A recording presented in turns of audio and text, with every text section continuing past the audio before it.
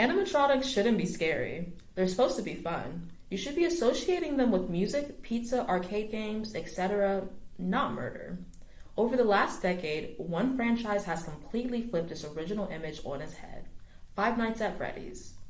When Five Nights at Freddy's released in 2014, it changed from a last resort indie horror game by Scott Cawthon, who was about to give up on making games, to changing the genre itself and the landscape of YouTube Let's Plays. It built an entire horror movement. Suddenly, mascot horror was everywhere, in games, memes, fan theories, books, and eventually in movies. When FNAF hit YouTube, everything changed. The game's jump scare heavy design became huge in the Let's Play scene by creators like Markiplier and PewDiePie. Somehow, a game about kids being murdered and stuffed into animatronic suit got huge with a younger audience, me and Rory included.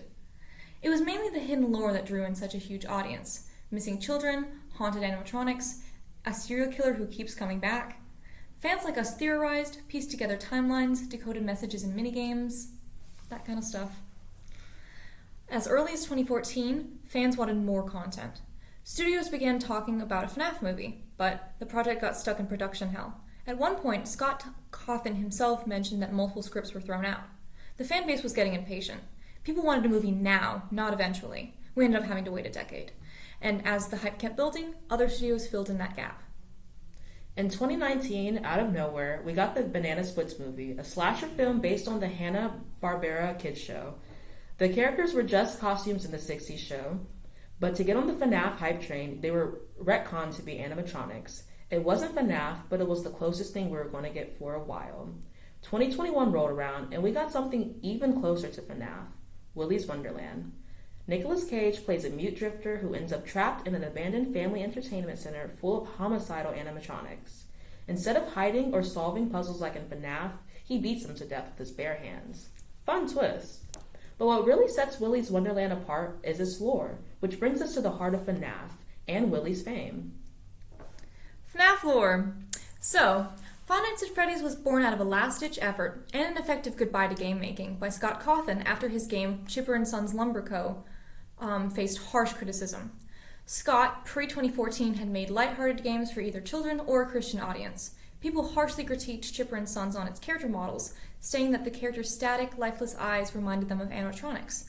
Scott, disillusioned, decided, why not feed into the critiques, and released Five Nights at Freddy's on August 8, 2014, and blew up in the same month, much to his surprise. This had opened a whole new door for him in his game design career.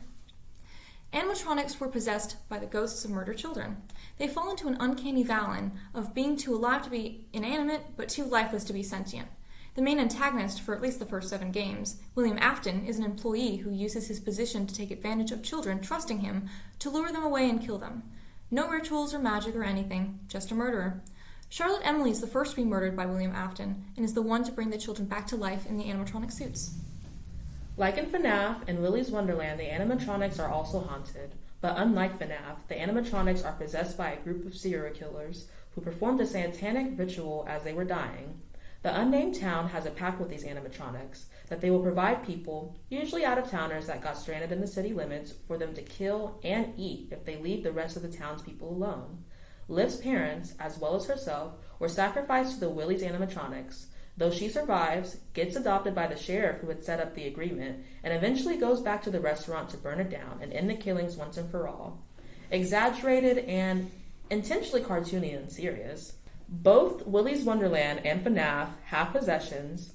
They have animatronics that are too alive to be just robots, but the main difference is one is just a ghost story and one is basically an 80s slasher. Setting an atmosphere. FNAF is claustrophobic. It's slow-paced. You're stuck in a single room watching cameras. It's all about tension. In Willy's Wonderland, it's not very subtle. The janitor, Cage, beats the hell out of the animatronics. He's never in one place too long. He's in the main area, bathroom, playing pinball in the break room. There's lots of loose ends.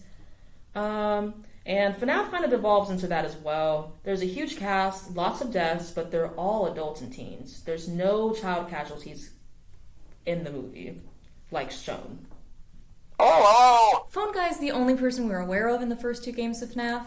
The third game has Phone Guy, but he's not really relevant. We hear Phone Guy be murdered by the animatronics on the phone in the first game, and we never see him in person. There's no human faces in Five Nights at Freddy's. This is a trend throughout the games. We hear Henry Emily talk, William Afton, Elizabeth Afton, Michael Afton, etc., but that's really it. No one represents humanity in Five Nights at Freddy's. It adds to the desolation the first game had that made it so terrifying.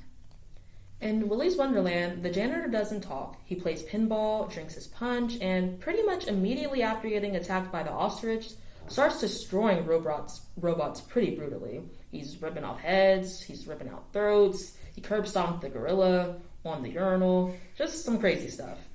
There's a big cast of teens, including Liv, who's the closest we have to Charlotte Emily, the one who started everything. They all die, except for Liv in a very predictable way. Kids are having sex in the restaurant, making bad choices, just, the normal horror teen tropes. So themes in Five Nights at Freddy's are violence, guilt, the corruption of childhood innocence, and corporate negligence. Some of the themes in Willy's Wonderland include that it's campy, there's revenge and vengeance, and there's just straight up absurdity.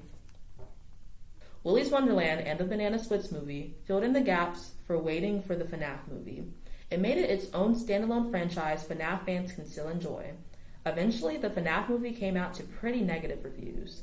The animatronics looked great, but it didn't totally follow the established lore. I felt like it was catering to a general audience rather than the fan base. 3 days ago, as we record, the Five Nights at Freddy's 2 movie came out to even worse reviews. My favorite on Rotten Tomatoes reads, "An excusable horror sequence that lowers the bar to 0 in terms of fun and fright. The only thing that scares me is the turd's inevitable box office success. Kill me now." Nice! Willy's is sitting at a 60% on Rotten Tomatoes, while Five Nights at Freddy's 2 sits at a meager 12. Imagine getting shown up by a copycat. Although Willy's Wonderland is its own entity, provided by the video analysis, it was still heavily inspired by the success of the FNAF franchise.